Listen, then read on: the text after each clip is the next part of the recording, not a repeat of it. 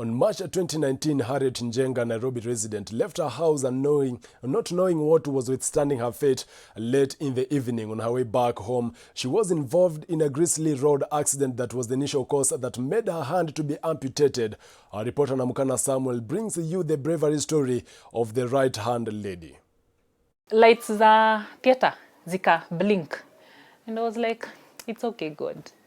We have very few men, and we have a lot of boys out there.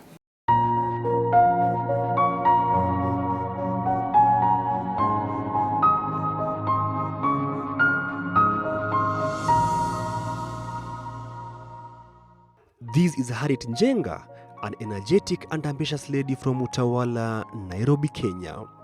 We get to her home with my crew at around 12 noon and find her preparing lunch for her husband.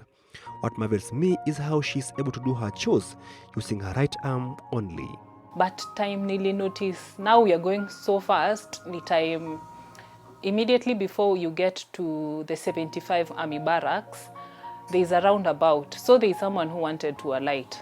So the driver was in a very high speed, akaambiwa na the conductor, there is someone who needs to alight.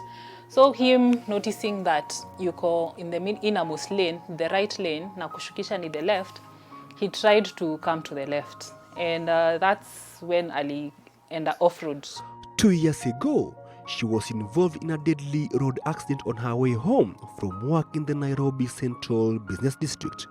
An overspeeding matatu rolled severely after trying to stop and drop off passengers near a roundabout. So nikitembea from the bus to penye nilikuwa nataka kukaa, nili notice my hand is kind of heavy. So nikaangalia, because I had worn a white dress and a sweater. So I noticed, why can't I control my hand the way I'm used to controlling it? And looking at it, I had blood all over. I couldn't feel any pain. First of all, nilikuwa job akinipigia. So ananipigia saa 9, around saa 9 na dakika 5, and then she's like, hey, nimepata accident. Are you serious? So nikadhani ni ile tu accident kidogo, and then I felt hapana. Kidogo akapatia the Samaritan woman who was helping her. So nilijua yeye nikimpigia simu atafika haraka. So we were taken to KQ clinic. I think the lady who was near me, she was just complaining of chest pains. And I was taken as an emergency because I had lost a lot of blood. My blood was just gushing out. Ilikuwa in a sprinkle out. It was too much. They put a plate na wakatry because everything was cut other than a very small flesh that was still holding on to my hand. All the veins zote zilikuwa ziko cut, and the bone was crushed completely. After consultation from the doctors and family members, a life-changing decision was made. Harriet's hand was to be amputated. And they started explaining. So this is what happened. We put a plate, then they had to cut somewhere so that they could correct the circulation. And they explained for like a few minutes.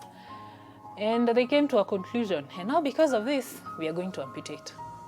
It still didn't hit me, but it hit everyone else. It hit my husband, it hit my mom. Her husband, Alex Njenga, had seen it all from the period of the accident and through the amputation process.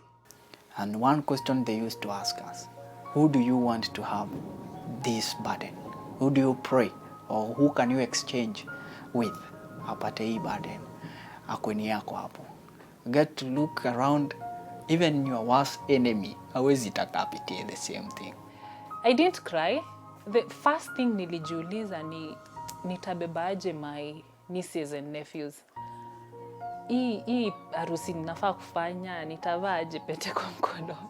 How am I even going to carry my future baby or even cook for my husband? Like it was never about me. It was about everyone else. How am I going to explain to them that Tata left the house with a hand and now she has no hand? So I was lying there and I asked God, if this is really what you want me to do, you just do something. Show me a sign of you being okay with this and I won't ask any more questions. And I'm lying there holding on to my hand, mpaka natafuta signs kwa hii mkono, najiambia kisi usongeshe tu vidole, nipige nduru hapa madaktari wakuje wanitoe theater.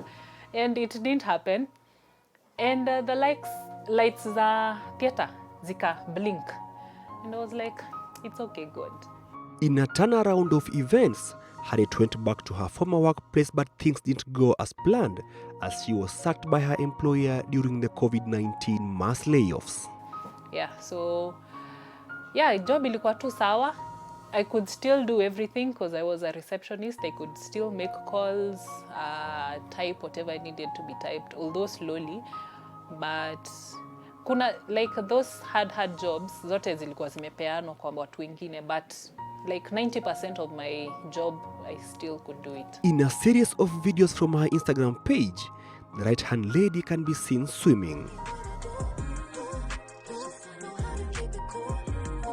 On this video, she is driving an automatic car. On this one, she is keeping a rope. This is a show of bravery and brilliance. Only one prayer I used to make every morning, that I'll go and find her there alive. As recounted by her husband, Harriet lost her left arm, which is always the ring arm, some few months to their wedding. Ilikuwa inafaa kukuja, that is 2019. It was supposed to come end of 2019. End of 2019, because nilipata accident March 2019. So it was supposed to be somewhere in November or December of 2019. The same year we were preparing for our wedding. Then we had to postpone. Alex has some wise words to all men. Just an advice to young men, and not even to young men, because we have very few men and we have a lot of boys out there. As we bid goodbye to this lovely family, my crew is served with equally chopped oranges from Harriet, a show of kindness and love. Harriet is not only a beacon of hope to other amputees, but to anyone who may have lost hope in life. Namukana Samuel, Switch TV, Utawala, Nairobi.